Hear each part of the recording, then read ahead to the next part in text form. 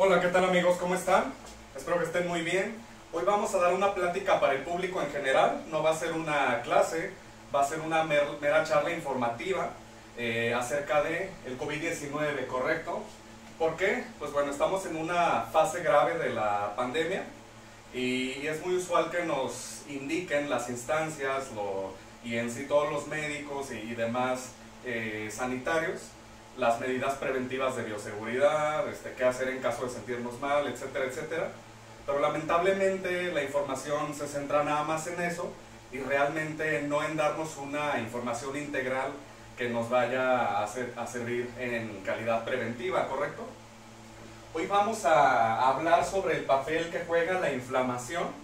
En este caso, todos los factores que generalmente llevamos con nuestra vida occidental, nuestra vida sedentaria, y que propulsan la inflamación crónica, y cómo es que esta inflamación crónica empeora la inflamación que acarrea la enfermedad del COVID-19 y que es esta misma la que lleva a complicaciones subsecuentes, ¿verdad? Ya en el video pasado sobre el COVID-19 explicábamos que no era el virus o el patógeno por sí mismo lo que nos afectaba a nivel orgánico, multiorgánico, sino la inflamación subsecuente que acarrea pues la enfermedad, ¿correcto? Primeramente entendamos qué es la inflamación. La inflamación la podemos conceptualizar o definir como la actividad del sistema inmunológico que desarrolla con el fin de combatir, destruir o desechar un patógeno, ¿correcto? En este caso, pues estamos hablando que el patógeno es el virus del SARS-CoV-2, ¿correcto? Causante de la enfermedad del COVID-19. La inflamación, pues es como decíamos, valga la redundancia, al momento en que mis glóbulos blancos y demás defensas del organismo detectan al virus, que en este caso es un patógeno, es algo extraño que no pertenece al organismo, mis glóbulos blancos empiezan a generar una respuesta inflamatoria que consiste en liberación de enzimas, liberación de sustancias químicas que destruyen al patógeno, la activación de otro tipo de células blancas que fagocitan o se comen literalmente al patógeno, pero es toda esta liberación de enzimas, vasodilatación, este aumento de la permeabilidad de sangre en los tejidos y demás, lo que llega a dañar los órganos. Aquí en las ilustraciones tenemos, por ejemplo, los pulmones. Esta de aquí representa las arterias. Ahorita vamos a explicar cómo es que el virus llega a afectar el endotelio vascular, que es la parte íntima de las arterias. Por otra parte, los riñones, el corazón y el sistema nervioso en general se consideran órganos diana de daño, ¿correcto? Órganos diana son aquellos que son el blanco de daño del virus. Muy bien. ¿Cuál es el interés de mencionar todos estos factores? En este caso, estas enfermedades como es la obesidad, la diabetes mellitus y la hipertensión, que la fisiología de estas enfermedades está mediada precisamente por procesos inflamatorios. En el caso de la obesidad, pues partiendo de que la obesidad se da por una resistencia a la insulina y que la resistencia a la insulina genera inflamación misma, inflamación sistémica, pues estamos hablando que un paciente obeso va a tener una mayor tasa de inflamación crónica, inflamación sistémica, y que dicha inflamación basal va a empeorar la inflamación subsecuente en caso de que este paciente llegue a contraer el COVID-19, ¿correcto? De igual forma la diabetes mellitus. En el caso de la diabetes mellitus tipo 2 se da por una resistencia a la insulina de igual forma, y en el caso de la diabetes tipo 1 se da por una respuesta inflamatoria en la que el organismo produce anticuerpos para afectar el páncreas, ¿correcto? Para destruir las células pancreáticas.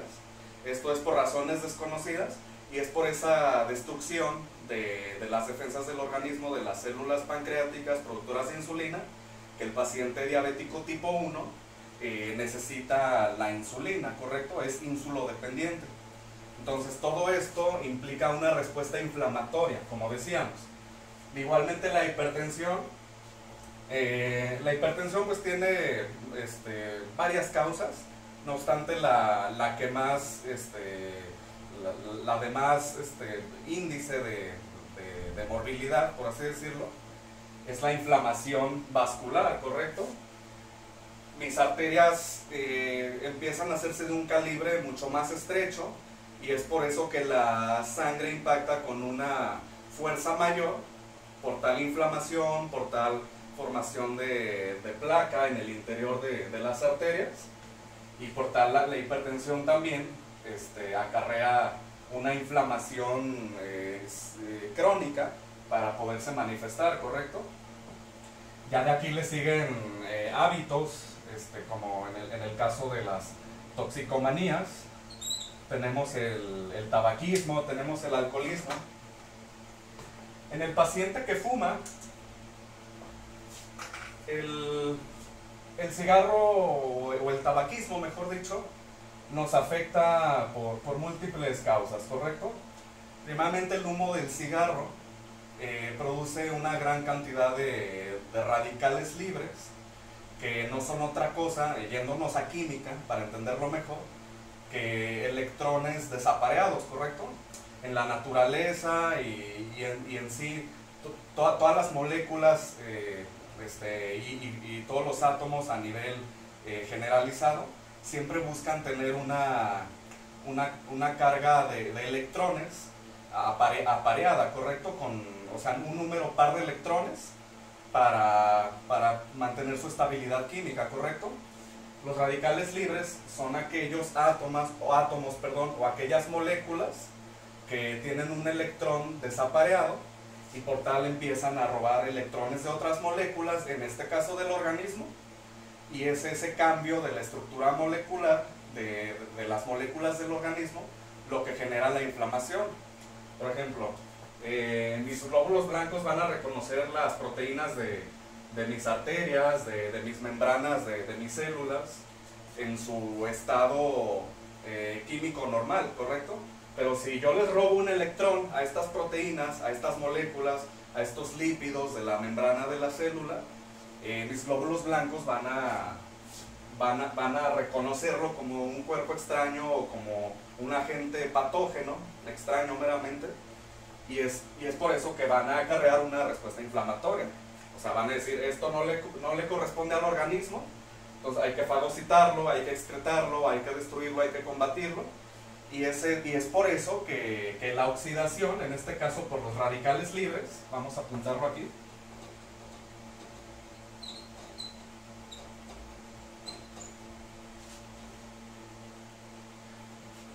es por eso decíamos que los radicales libres procedentes de la oxidación van a causar una respuesta inflamatoria exagerada, ¿correcto? Por otra parte, el paciente que fuma pues está dañando directamente un órgano diana, de hecho el más importante, que son los pulmones, ¿correcto?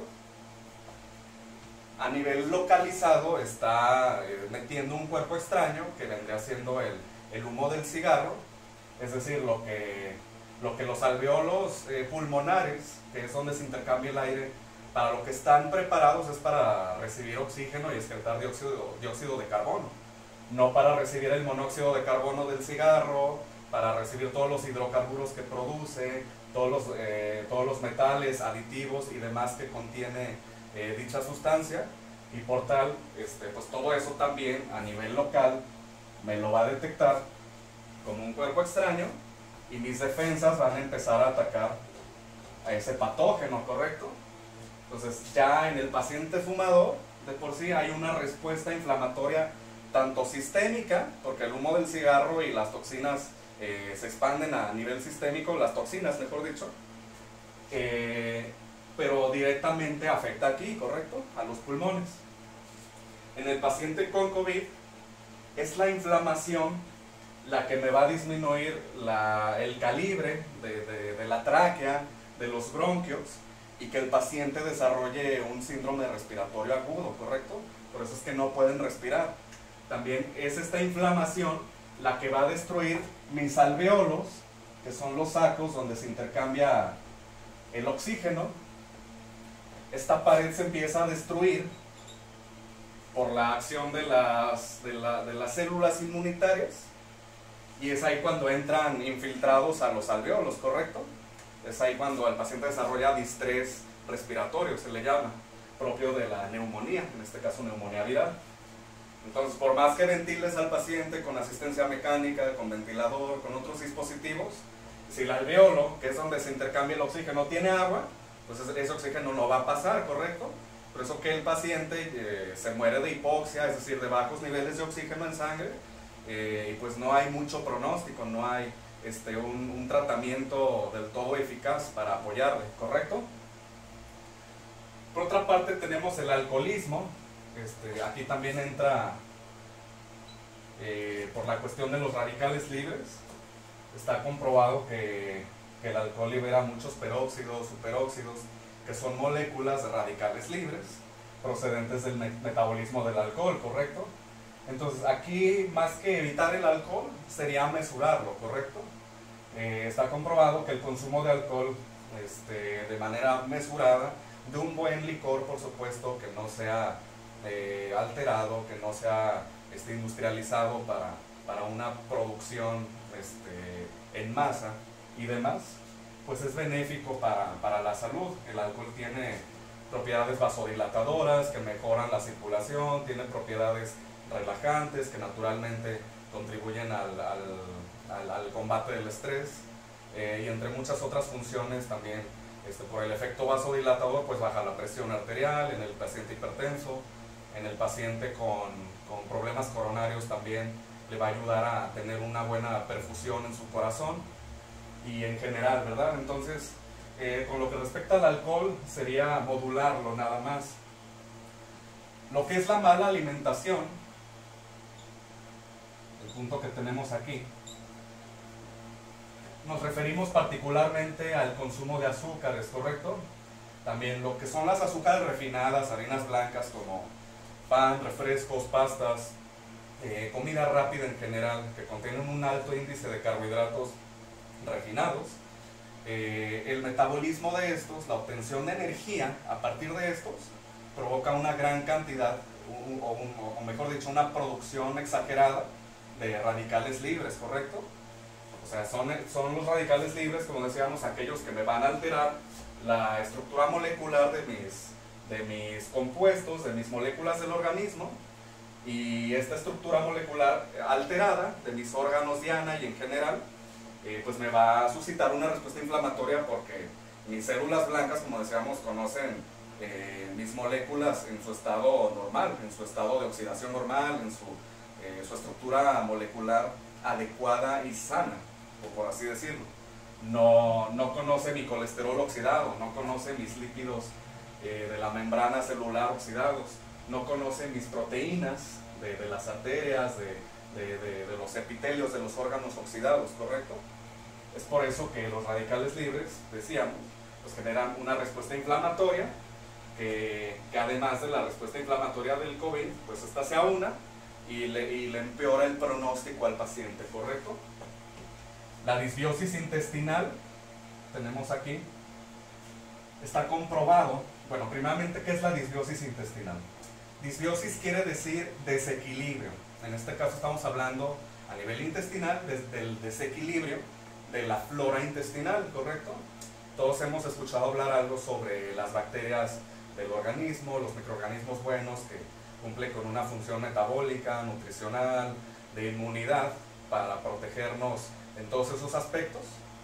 Pero ¿qué pasa cuando yo soy una persona, decíamos aquí, de la mala alimentación, que consume mayormente comida chatarra, azúcares refinadas propiamente, harinas, pastas y demás, todo lo que acarrea una mala alimentación, que en vez de tener comensales, es decir, microorganismos buenos que se nutren a partir de otros nutrientes, voy a tener microorganismos patógenos, ¿correcto?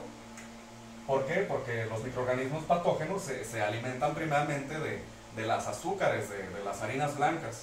Por ejemplo, la cándida, que es un hongo y que de hecho está en nuestro microorganismo y nos aporta funciones, se alimenta más bien de este tipo de alimentos, de harinas, de azúcares, etcétera, etcétera. Y es cuando prolifera que se vuelve patógena, ¿correcto? Entonces, ¿qué es lo que hay que hacer? Disminuir o de plano, o mejor dicho, anular todo el consumo de harinas refinadas y de azúcares refinadas. Los carbohidratos que necesitamos son aquellos que son complejos, de granos enteros y también de forma mesurada. O sea, no porque sea un grano integral voy a abusar también de él, ¿correcto? ¿Por qué? Porque mis microorganismos buenos, como las bifidobacterias, por ejemplo, los lactobacilos, son aquellas que se alimentan de la fibra propiamente, aquella que viene en los granos enteros, en los vegetales. Por eso es que mi alimentación debe basarse en eso, en alimentos vivos, en alimentos enteros. No aquel cereal, aquel grano que ya ha sido refinado, aquella azúcar que ya se refinó de la fruta, etcétera, etcétera, ya llega a ser un patógeno o un propulsor, mejor dicho, para que crezcan patógenos y me va a causar una disbiosis. ¿Por qué? Porque también los microorganismos compiten por su terreno. Al momento en que suben mis microorganismos malos, estos van a hacer lo posible por reducir la población de los buenos y viceversa. Si yo fomento la flora intestinal, el desarrollo de una microbiota buena, saludable, va a subir por ende el índice de microbios, de bacterias, etcétera, etcétera, buenas, y va a disminuir el de los patógenos, ¿correcto? ¿Qué pasa con los patógenos?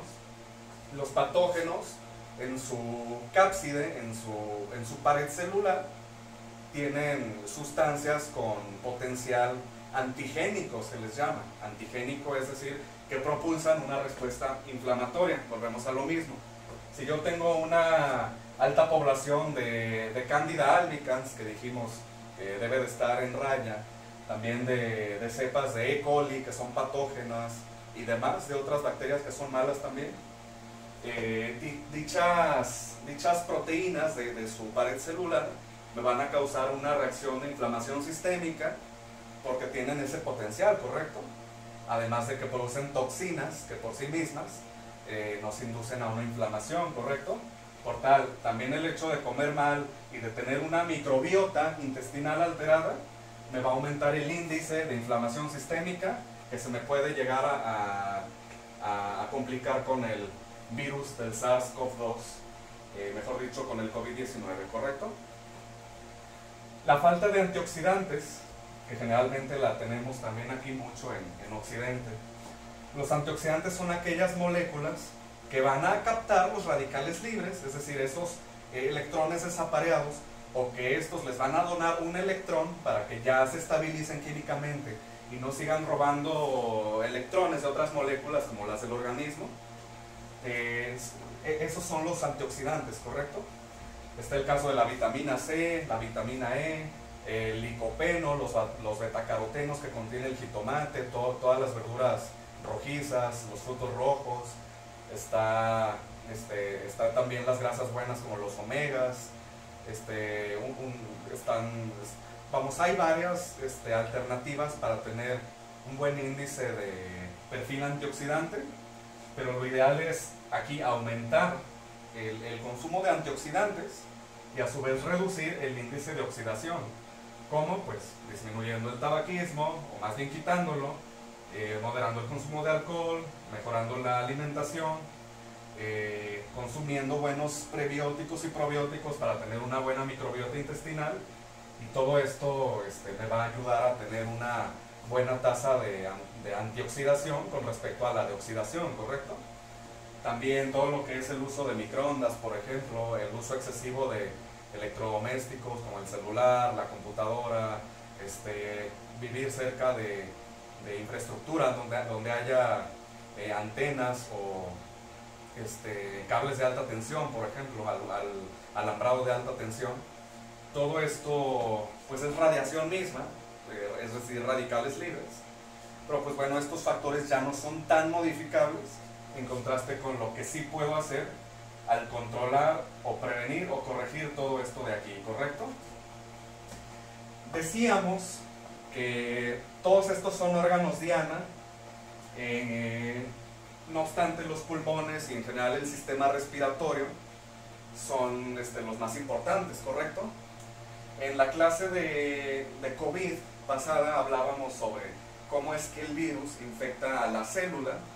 Decíamos que entra por medio de un receptor llamado ECA2, ¿correcto? Que es el receptor de la enzima convertidora de angiotensina 2, por sus siglas. Eso ya es bioquímica, farmacología, eso no lo vamos a discutir aquí. Pero bueno, resulta que todos estos órganos tienen este tipo de receptor, ¿correcto? El ECA2. Este receptor se expresa a nivel del tejido vascular o de las arterias, se expresa en riñones, se expresa en corazón, en sistema nervioso como lo es el cerebro, el médula espinal y todos los nervios periféricos que tenemos. Y es por eso que también llega a afectar, ¿correcto? Porque está infectando células propias de ahí. Entonces, ¿qué va a pasar si el virus infecta mis células endoteliales de las arterias? Va a causar una reacción inflamatoria, es decir, mis células inmunitarias van a detectar la inflamación a este nivel y van a empezar a soltar enzimas que generalmente destruyen las proteínas de las arterias, y es por esto que se llega a dañar el endotelio vascular, y el endotelio vascular tiene funciones para la modulación de la coagulación, ¿correcto? Es por eso, por este daño endotelial, que el paciente llega a desarrollar trombosis, porque ya la disfunción endotelial subsecuente a este daño llega a causar que el paciente no pueda modular esa coagulación y se generan microtrombos, ¿correcto? Que pueden causar infartos a nivel cerebral, a nivel cardíaco, perdón, incluso alguna embolia pulmonar que mate al paciente súbitamente.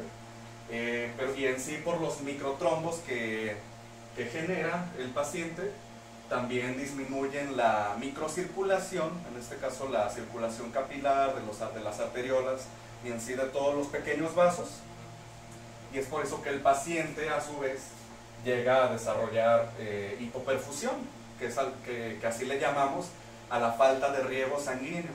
Entonces, ¿qué pasa si no le llega suficiente sangre a mis órganos? El paciente desarrolla una falla orgánica múltiple, ¿correcto? Y llega a morir por una complicación renal, por una encefalopatía hepática a lo mejor, por un paro cardíaco súbito, o por la misma hipoxia de que no está ventilando bien, ¿correcto? A nivel del riñón, pues no va a causar una insuficiencia renal. Los riñones, pues como sabemos, tienen la función de excretar todo aquello que ya no necesitamos, y además de mantener en el torrente sanguíneo y en el organismo las moléculas que sí necesitamos. ¿Cuáles son las moléculas que sí necesitamos? Las proteínas de la sangre, por ejemplo, las células de la sangre, todas estas moléculas y en sí los nutrientes que necesitamos en su justa proporción, el riñón los filtra para que se queden ahí, ¿correcto?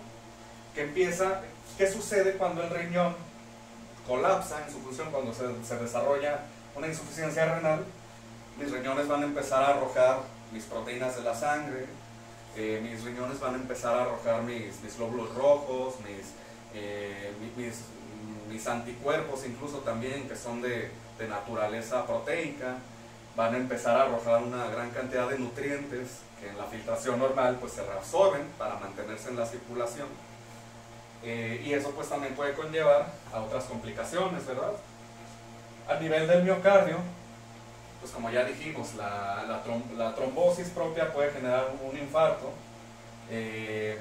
o asimismo puede suscitarse una reacción inflamatoria muy fuerte en el corazón que lleve al paciente a una insuficiencia cardíaca, por ejemplo, a una arritmia, a un paro cardíaco súbito también, etcétera, etcétera. Y a nivel del sistema nervioso, pues estamos viendo neuropatías, problemas de motilidad, problemas con la cognición, con el pensamiento.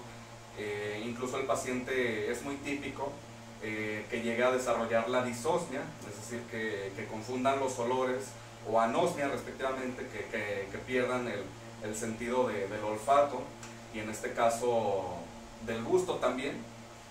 Todo esto es de carácter neurológico por un daño directo a nivel del sistema nervioso central, ¿correcto? Entonces, ¿Cuál es la pretensión de esto?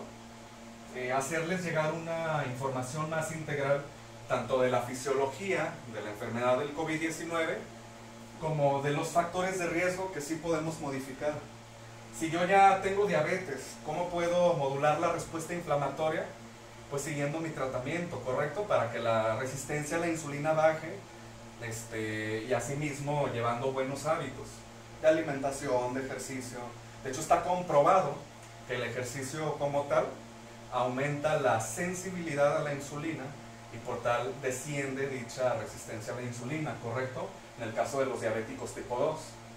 Si soy un paciente obeso, pues me pongo a dieta, voy con un nutriólogo, me pongo a hacer ejercicio, recibo la asesoría profesional pertinente.